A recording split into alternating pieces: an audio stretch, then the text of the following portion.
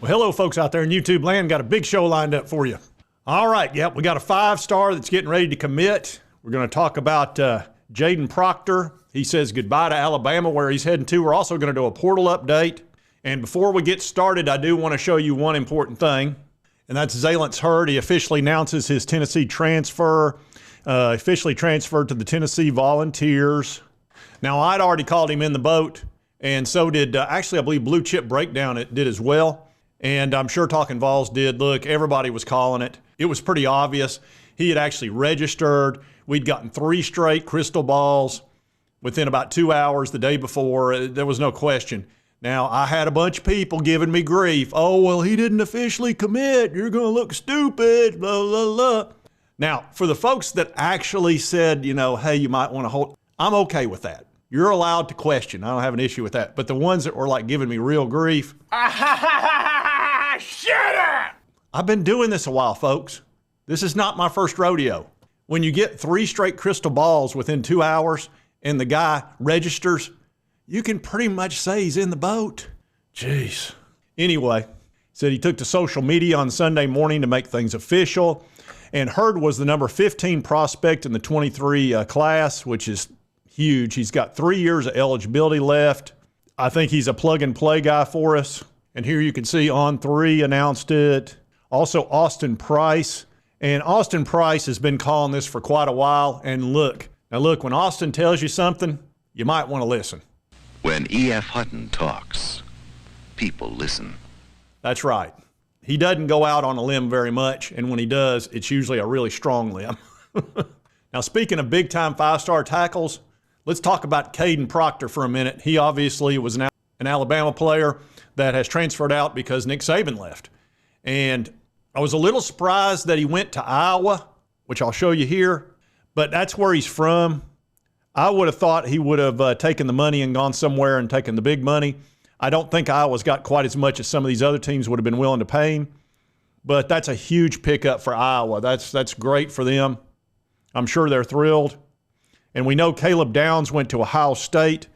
Now, a crap load of people thought he was going to Georgia, and I was one of them, but I had a bunch of Ohio State people that said, look, we finished number 2 in his recruiting process. Do not be surprised if he doesn't go to Ohio State. They were spot on, and I got tons of comments from them, so they obviously knew something. And I can tell you right now, they probably had to pay a pretty penny for him. He was listed as worth almost $1 million. $1 million. So that's just a huge pickup for. Look, Ohio State is loaded for bear. They picked up Judkins, the running back from Ole Miss. So now they've got 2 great running backs.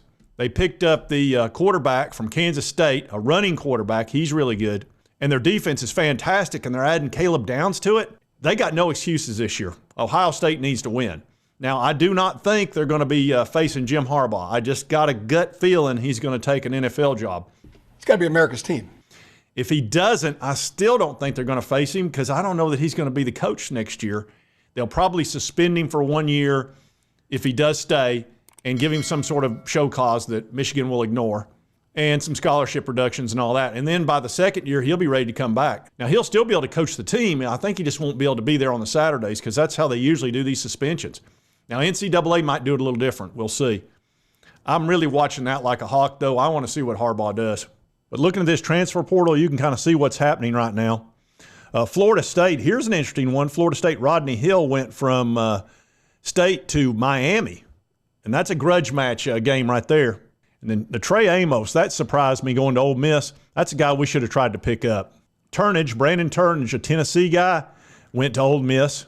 And before everybody starts in about Ole Miss getting all our players, what about Tyler Barron and McDonald? Both those guys committed to Ole Miss, and now they're at Louisville. So something a little bit weird's going on at Ole Miss. I'm wondering if they're not getting a little overpromised on money, and then when it's time for them to show up and get paid, maybe Ole Miss is having a little trouble down there with that. Where's my money? Where's my money? Yeah, you got money to pay for fake mustaches, huh? It could be that. It might be something different. I don't know. But I just get the feeling maybe they're overpromising a little bit. That would make sense, because why would they leave? I just don't get it. I'm going to be very interested to see what Julian Sayin does. He's the #1 quarterback in the country in 2024. They're talking about, 99% that he's going to go to Ohio State. Surely not. I bet he does. Bill O'Brien's there. That's the guy he wanted to have coaching. And I'm not sure he didn't get a little, not pushed out, but if you'll notice, Kalen DeBoer brought in his own quarterback. Right here, Austin Mack, who is he's a fine quarterback, but I think he really likes his height at 6'6", and he brought him in from Washington. So I'm wondering if Julian Sand didn't see the tea leaves and realize he wasn't really wanted. And I can kind of understand that because DeBoer's been with that kid for a year and he knows what he can do. Maybe he's just more comfortable with him. It kind of feels like what DeBoer's doing is just cleaning house. Now, I don't mean with the players as much as the coaching staff, which you would expect. You want your own guys. You want guys you're comfortable with, that you feel like will listen to you and aren't going to sit there and say, well, now Nick Saban did it this way. Well, Saban wouldn't have done it that way. You don't want to hear that crap. And as far as the players are concerned, he doesn't seem to be too awful concerned about it because they're losing 5-star after 5-star, and he may be planning on bringing in a bunch of Washington guys. We'll see. It's always messy when you've got a turnover like this, and it's going to upset the apple cart, and especially with the transfer portal and the 30-day window and all that, and money's out there. I don't know if this is over with. The big 5-stars falling. We'll see. It feels like it's coming to the end, and things are going to calm down for Alabama a little bit. Now, I could be wrong about that. We'll see.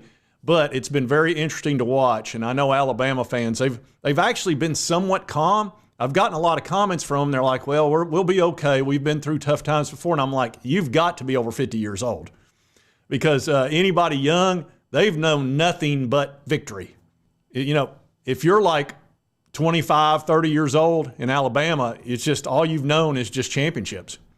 So it's got to be the older folks out there that have been through some tough times between Bear Bryant and Nick Saban when it was kind of rough in there. They're like, we'll be okay. And I think you've got a really good coach. Kalen DeBoer's a very good X's and O's guy, and he's going to have more talent than he's ever had in his life. Now, you've lost a ton of talent, but that just tells you how loaded Alabama was. They probably had the best talent in the country. It's probably between them, Georgia, and Ohio State. And Alabama coming down is going to help a lot of teams, and it's going to bring a lot of the ones in the middle up. Because while Ohio State and Georgia and teams like that will get a lot of those big guys, that means a lot of those lower 5-star, high 4-stars are going to have to go somewhere else. And there's plenty of teams that will be happy to take them.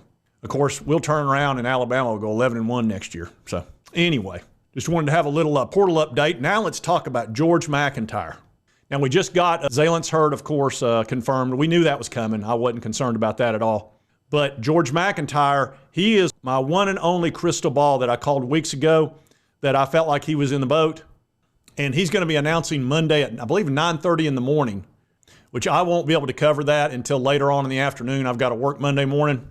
I've got to make up for this weekend. Drink it up, big boss! All right, drink it up, gambler.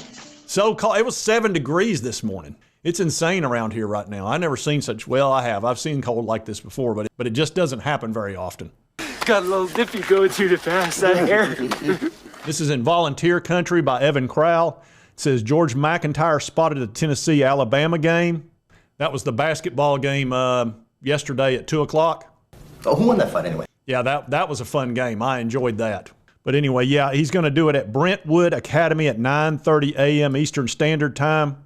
And he was spotted sitting with head coach Josh Heupel and was reportedly on campus for Tennessee's Junior Day, which had to be amended due to this horrible weather. And right here you can see there's George MacIntyre right there. There's Josh Heupel. So needless to say, I'm very comfortable with my crystal ball. He's in the boat. He is totally in the boat. That means in, 72 hours, we'll have picked up 5-star Zalance Hurd and 5-star George MacIntyre. You're going to need a bigger boat. Zalance Hurd's going to play this year, but you've got to also recruit for your future, and there's no more important position than quarterback. It is number one with an asterisk, with a bullet, with everything. And it talks about how MacIntyre has a legitimate case to be 2025's number one quarterback. He's got the big arm. He's very athletic. He can run. He can do all the things you want from a quarterback, very smart, and he's got that height. And I like a quarterback with height because they can see over that big line. And that can be tricky. Now, you can be shorter and get away with it with the ability to run, but it's just easier if you can see over the line. It's like trying to watch a parade. It's better when you're taller. Anyway, so we've got people moving, shuffling. This has been one of the busiest off seasons ever. You know, I've only been doing this for about 18 months, but I've been following college football forever, like 30, 40 years. And I've never seen an offseason like this. Literally, having Nick Saban retire just turned college football on its head. It really did. It just so many dominoes. And we'll be watching that Jim Harbaugh. I tell you what, if he goes to the NFL, you're going to see more dominoes, big time, because Michigan's going to have to hire a coach. And they might take the offensive coordinator they got now. It's just hard to say. But they may want somebody with a lot of experience as head coach. But anyway, that's going to play out over the next week or two. And if you like this content, be sure to hit that like button. Let's me know to continue to cover all these transfer portal things, my VOLS, the SEC, whatever's happening. And if you've not subscribed, it's on your right, my left. Just hit this little button right here. It'll help you get my videos so you can keep up with all this stuff. Cost you not a dime. And right over here is the most recent video YouTube thinks you'll enjoy based on your viewing history. And we'll see you next time on Sports Talk Jay.